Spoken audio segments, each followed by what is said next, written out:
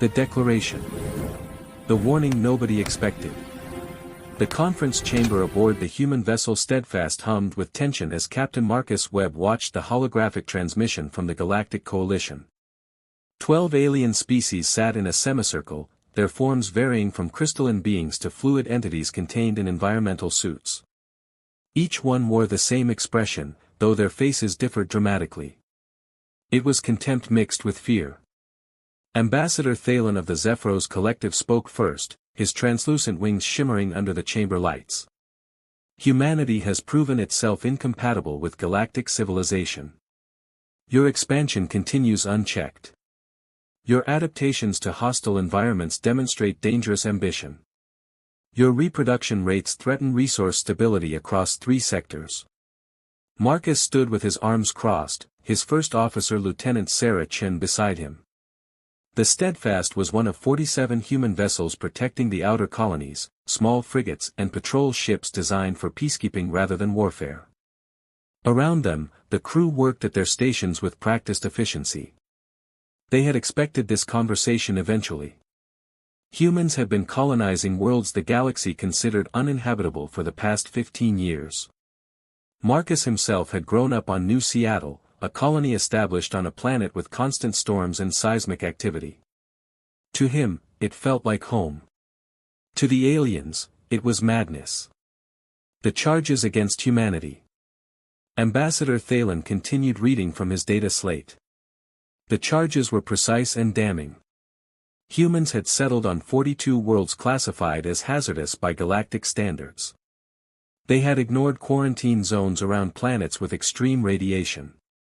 They had genetically modified their own crops to survive in conditions that would sterilize alien agriculture. They had built cities underwater, underground, and in volcanic regions. Each action, when viewed separately, might seem reasonable. Together, they painted a picture of a species that refused to acknowledge danger. The other ambassadors added their voices. The Quildan representative, a being that resembled a 6-legged herbivore, spoke about humanity's disregard for established territorial boundaries. The Myrene delegate, whose species lived in climate-controlled habitats, expressed horror at human children playing in environments with temperature swings of 50 degrees. Marcus exchanged glances with Sarah. She had served in the Colonial Defense Force for 8 years after working as a mountain rescue specialist in the Himalayas. She understood better than most what humans were capable of enduring. They think 42 colonies is aggressive, she murmured. They should see the applications we rejected. Worlds too dangerous even for us. Marcus nodded slightly. The truth was that humanity's Colonial Selection Committee had standards. They had turned down proposals for settlements on planets with toxic atmospheres or extreme gravitational forces. The worlds they had chosen were challenging but survivable with proper preparation and technology. The galaxy saw recklessness. Humans saw opportunity. The ultimatum delivered. Ambassador Thalen's voice cut through the murmurs. Therefore, the Galactic Coalition has voted unanimously. Humanity must evacuate all colonial holdings beyond your home system within 72 hours. Failure to comply will result in military action. We will not allow a species adapted to Deathworlds to spread unchecked across civilized space. The transmission showed the vote tally. 12 species, 12 votes in favor of expulsion. 0 abstentions. 0 opposition. The aliens had made their decision with absolute certainty. They were giving humanity 3 days to abandon decades of work, to leave behind homes and communities, to retreat to Earth and accept confinement. Marcus felt his crew's eyes on him. These were people who had volunteered for frontier service, who had chosen to live on the edge of explored space, maintaining peaceful relations with species that often misunderstood them. Before joining the Defense Force, Marcus had been a disaster coordinator in California, managing responses to earthquakes and wildfires. Most of his crew came from similar backgrounds. They were problem solvers who thrived under pressure. Engineering Chief David Park had worked in geothermal plants where temperatures exceeded 200 degrees. Medical Officer Dr. Lisa Torres had served in Antarctica, treating researchers in conditions where exposed skin would freeze in minutes. These were not warriors trained for combat. They were survivors trained for everything else. Counting down to war. Marcus turned to his communications officer, Lieutenant James Rivera. Open a channel to all colonial defense vessels. Tell them to prepare for emergency evacuation protocols. Then he paused, his hand hovering over the command console. There was another option. One that every captain knew about but hoped never to use. The Apex protocol existed in classified files and whispered conversations.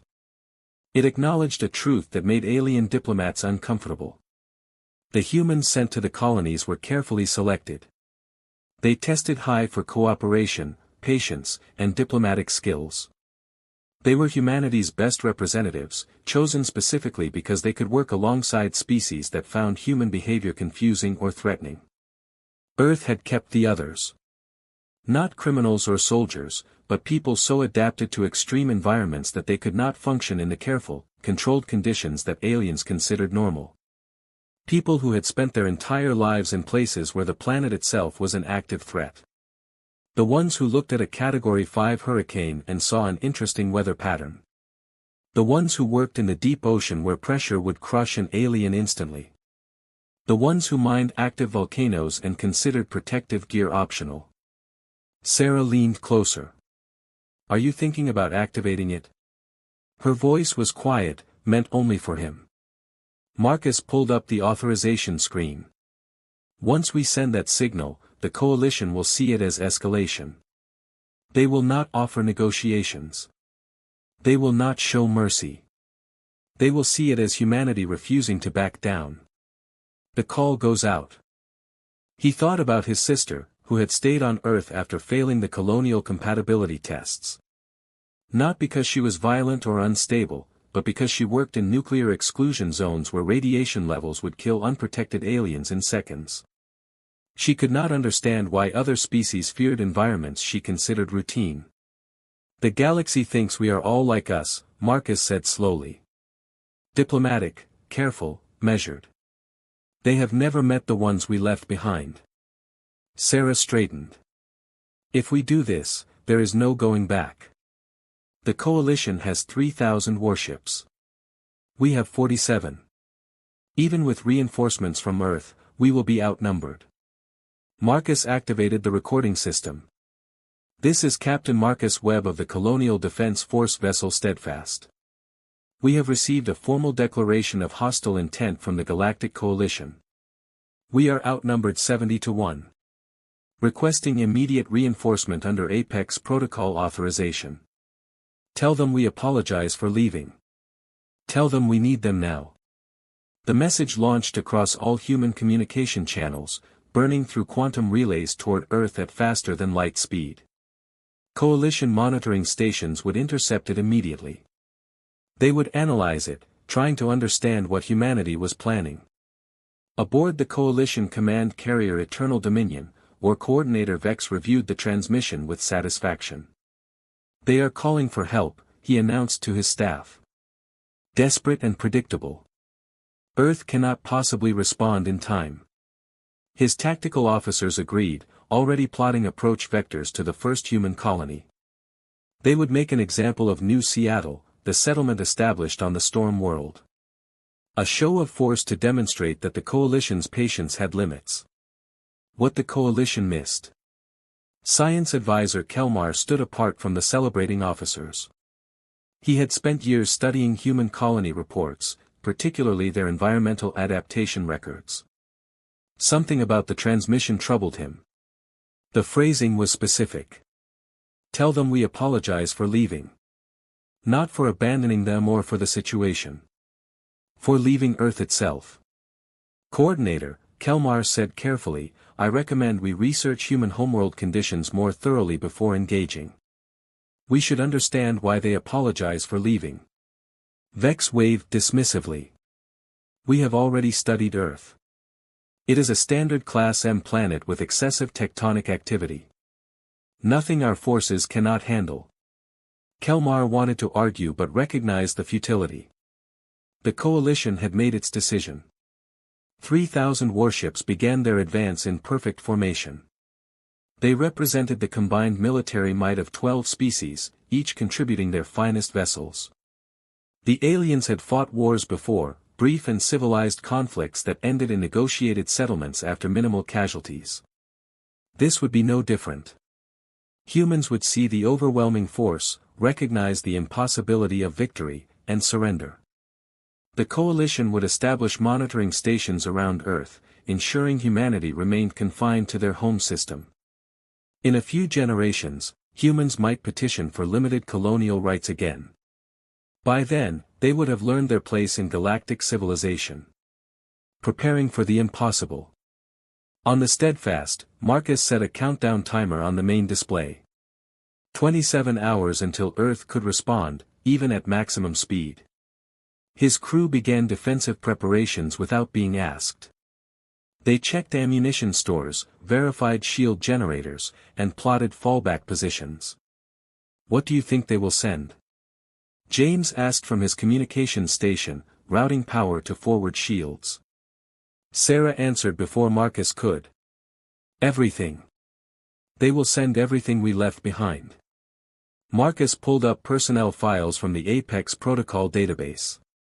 Names and specializations of humans who had volunteered to stay on Earth, who had chosen not to pursue colonial opportunities because they were perfectly adapted to their environment. Deep-sea researchers who worked at pressures that would crush starship hulls. Arctic survival experts who considered -70 degrees comfortable. Volcanic region miners who breathed air so sulfurous it would corrode alien respiratory systems. They wanted a war, Marcus said quietly, watching the countdown tick away. They are going to get an education about what a death world actually produces. The colony at New Seattle was already evacuating civilians, loading transports with families and essential equipment. Governor Sandra Kim had served in the Coast Guard before colonial service, coordinating rescues in hurricanes and tsunamis. She understood crisis management. All non-essential personnel evacuated, her report came through. "We are ready to hold position." Marcus received a coded response from Earth minutes later. Simple and direct. Apex Protocol authorized. First wave launches in 90 minutes. Admiral Rachel Foster commanding. Hold your position. The storm approaches. Marcus leaned back in his chair and allowed himself a moment of satisfaction. The coalition had declared war expecting quick surrender. Instead, they were about to meet the humans who made colonists nervous. The ones who looked at alien warriors and saw fragile creatures who had never faced genuine hardship. "All ships," Marcus broadcast to his small fleet. "Defensive formation around New Seattle. We hold for 27 hours. After that, the galaxy learns what we really are." Across the communications network, 47 human vessels acknowledged the order. Outnumbered and outgunned, they waited without fear because they knew what was coming from Earth. The coalition advance continued with confidence. Their formation was textbook perfect, their coordination flawless. They had trained for this, planned for this, prepared for this. What they had not prepared for was the possibility that humanity's colonial forces were not representative of the species as a whole. That the gentle diplomats and careful peacekeepers they had interacted with for years were specifically selected because they could function alongside aliens. That Earth had kept the others for a reason. 26 hours and 53 minutes until reinforcements arrived. Marcus watched the countdown and remembered something his sister had told him before he left for colonial service. "You are going out there to make friends. We stay here because we remember what it takes to survive." The coalition was about to learn the difference. Earth answers. The bunker beneath Australia.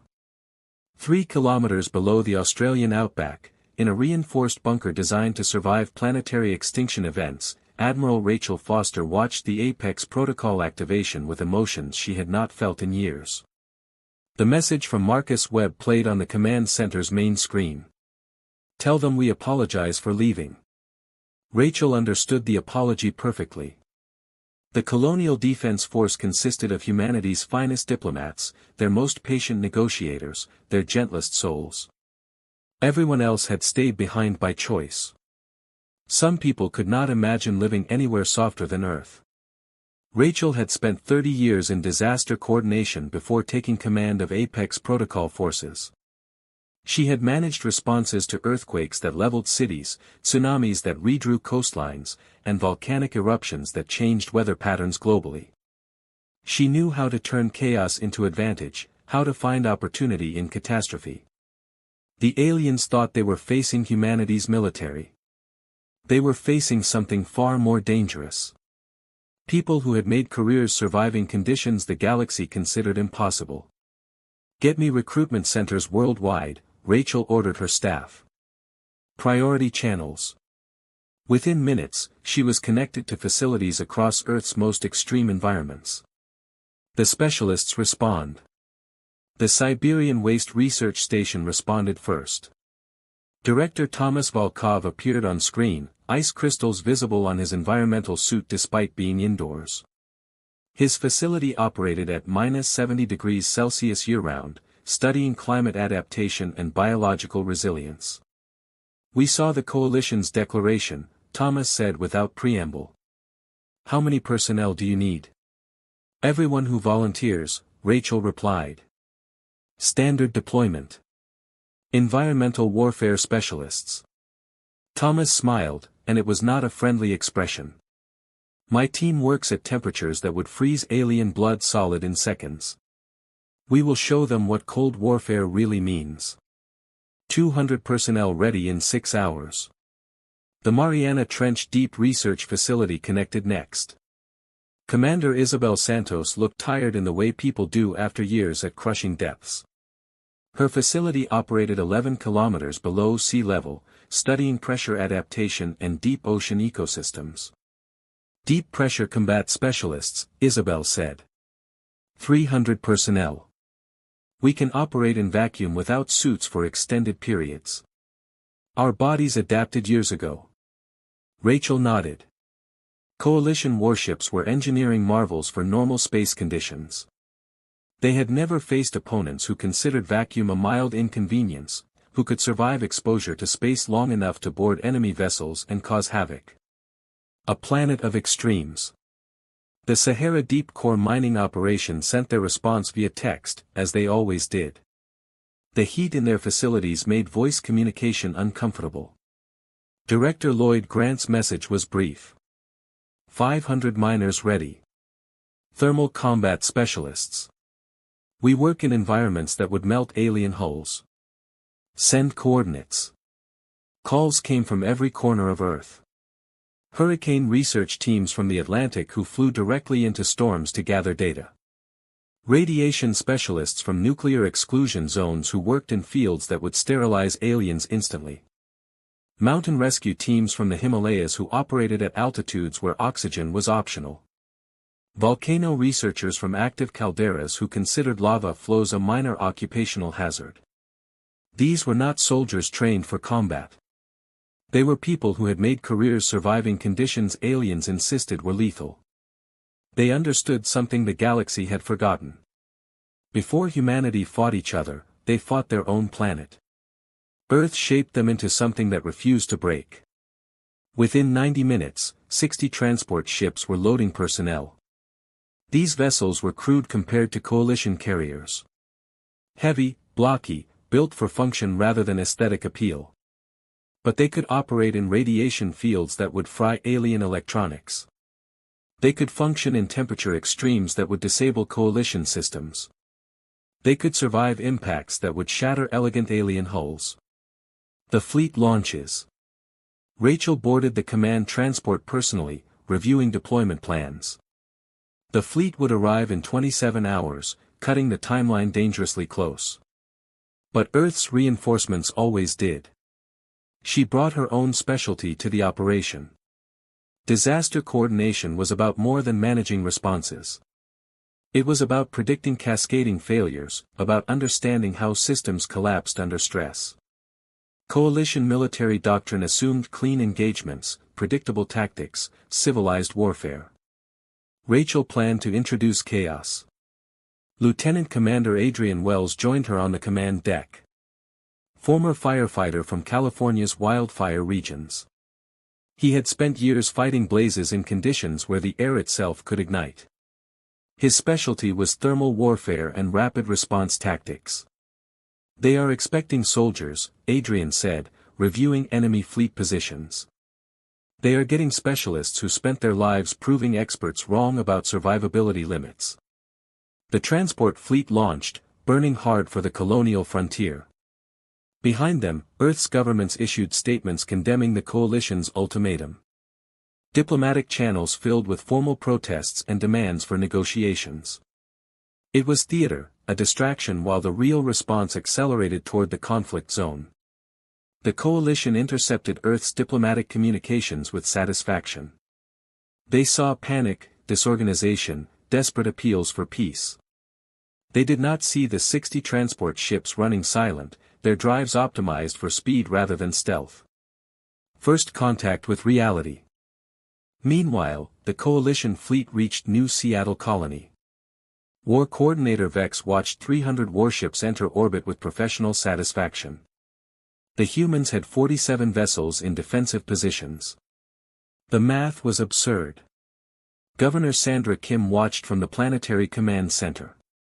She had evacuated all civilians, leaving only volunteers who understood the risks. Her background in emergency response had taught her valuable lessons about buying time. "All defense ships, ready positions," she ordered calmly. "Let them see what we can do." 12 human vessels rose to meet 300 coalition warships. The aliens expected a brief engagement, a token resistance before inevitable surrender. Lieutenant Maria Reyes flew her interceptor directly into the enemy formation. Coalition pilots scattered, expecting missile launches or beam weapons. Instead, Maria's ship vented its entire fuel reserve, creating a massive debris cloud. Alien sensors designed for clean space combat went blind instantly. In the confusion, human ships darted through gaps, targeting communication arrays and sensor clusters. They were not trying to destroy the coalition fleet. They were trying to annoy it, to demonstrate that numbers alone did not guarantee victory. Maria's fighter took heavy fire as coalition forces adapted. Systems failed across her board. She aimed at a carrier and engaged full thrust, evacuating at the last second. Her trajectory was calculated perfectly. She hit the carrier's hull hard, magnetic boots locking onto alien metal. Inside enemy territory. Her suit was designed for external ship repairs in hostile environments. She crawled across the hull while coalition marines scrambled to respond. Finding an access hatch, Maria used emergency override codes. Every species had them for safety reasons. Humans had collected them all. Inside, she moved fast through corridors. The carrier's atmosphere was thin and cold by human standards, comfortable for coalition species. Maria breathed normally. Coalition crew members stared at her in confusion. Humans were not supposed to survive in reduced pressure environments. Maria ignored them, heading for weapons control. She did not sabotage the systems outright. That would be too obvious and easily fixed. Instead, she introduced minor errors into targeting computers. Small calibration mistakes that would cascade during combat, making weapons less accurate without obvious cause. Security forces cornered her in a maintenance corridor. She surrendered peacefully, hands raised. "You really should have researched what we are," Maria told them calmly. "You are insane," one Marine said, his translator struggling with disbelief. "You boarded a warship alone." Maria smiled. "I grew up on an orbital station around Jupiter. We had decompression drills weekly. This is normal for me." The coalition's growing concern. Aboard the Eternal Dominion, War Coordinator Vex reviewed the engagement with frustration. Human resistance was minimal in terms of damage inflicted, but their tactics were incomprehensible. One pilot had deliberately crashed into a carrier just to board it. Another had created a debris field that disabled sensors across 3 ships. A third had somehow infiltrated their communication network and broadcast confusing instructions. These are not military tactics, his tactical officer reported. These are improvised responses from individuals acting independently. There is no central coordination. Science advisor Kelmar spoke up from his station. That is because they are not soldiers. They are survival specialists. Each one is trained to adapt and overcome in extreme conditions. They do not follow military doctrine because they never learned it. Vex dismissed the concern. They have 47 ships against 3,000. Adaptation will not save them. Prepare for planetary assault. But Kelmar continued studying the data, particularly the physiological readings from Maria Reyes during her brief captivity. Her body temperature was slightly lower than expected. Her oxygen consumption was reduced. Her stress hormones were barely elevated despite being captured. She was genuinely comfortable in conditions that would panic most species. He pulled up files on Earth's environment. Gravity slightly higher than galactic average. Temperature ranges from -90 to +58 degrees Celsius. Atmospheric pressure variations based on elevation. Tectonic activity creating constant seismic events. Weather patterns including hurricanes with wind speeds exceeding 300 km per hour. Understanding the death world. Earth was classified as a death world. Not because it was inherently hostile like some planets with toxic atmospheres or crushing gravity. But because it was unpredictable. The environment changed constantly, forcing its inhabitants to adapt or die. Humans had spent millions of years learning to survive anyway. Kelmar realized with growing dread that the coalition had made a critical assumption. They believed all humans were like the colonists. Diplomatic, careful, preferring negotiation to conflict. They had never considered that those traits were selected for, not inherent to the species. The colonists were the ones who could function alongside aliens. The ones who found coalition environmental standards comfortable. The ones who tested compatible with galactic civilization. Earth had kept the others. The ones who found normal conditions boring. The ones who thrived in chaos. The ones who looked at a Category 5 hurricane and saw an interesting weekend. Coordinator, Kelmar said urgently. I recommend we delay the assault. We need more information about the reinforcements Earth is sending. Vex checked his tactical display. Earth's response fleet would arrive in 18 hours. The coalition had that long to take New Seattle and establish their position. We proceed as planned, he decided. Whatever Earth sends cannot change the fundamental math. We have overwhelming numerical superiority. The countdown continues. On the Steadfast, Marcus watched the battle reports from New Seattle. Maria's boarding action had bought them 2 hours while the coalition reorganized their formation. Other pilots had achieved similar disruptions. It was not victory, but it was time. Sarah studied the tactical display. They are adapting faster than we hoped. Next wave will be more aggressive. They will not fall for the same tricks. Marcus agreed. That is why we are not using the same tricks. He opened a channel to all colonial defense vessels. Prepare Phase 2. Let them think they have learned our patterns. James looked up from communications. Earth's fleet is on schedule. 18 hours out. Admiral Foster confirms full deployment.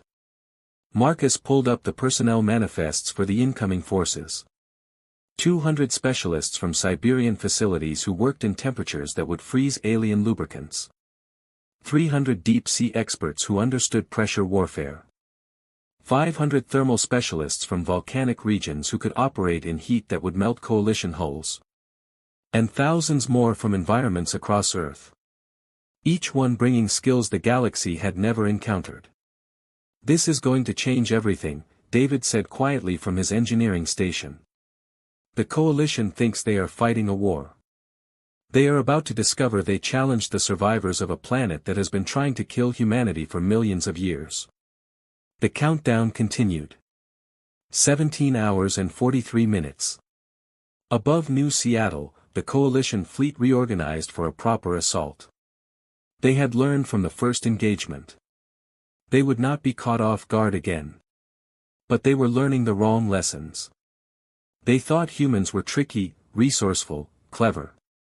They had not yet grasped that humans were survivors. That every tactic, every adaptation, every response came from a species that had spent its entire evolutionary history learning to overcome impossible odds. Earth's reinforcements burned through space, accelerating toward the conflict zone. Aboard those transports were people who had never left their home planet, who had chosen to stay in the environments that shaped them. They were coming to teach the galaxy what a death world really produced. The war was just beginning.